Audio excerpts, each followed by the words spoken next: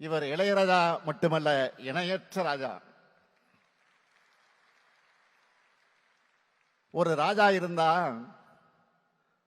அவருக்குன்னு நாடு இருக்கும், மக்கள் இருப்பாங்க, எல்லைகள் இருக்கும்.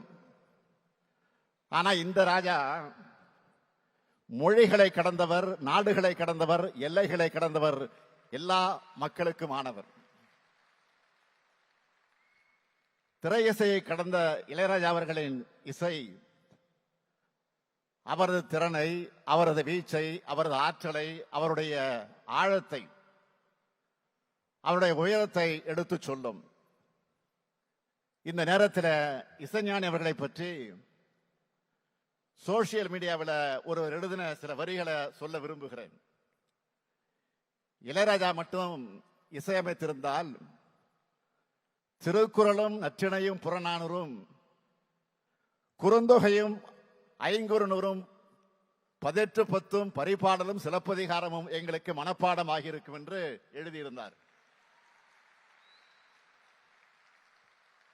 இசைஞானி அவர்களே, நானும் இதையேதான் தமிழ் ஆர்வலரா உங்களிடம் கோரிக்கை வைக்கிறேன்.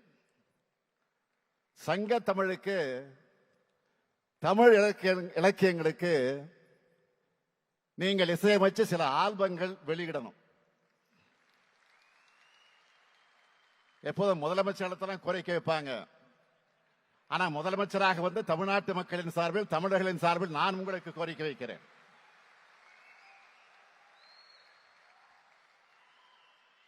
இசை ஆளுமையும் தமிழ் புலமையும் கொண்ட நீங்க இந்த கடமையை செய்யணும்.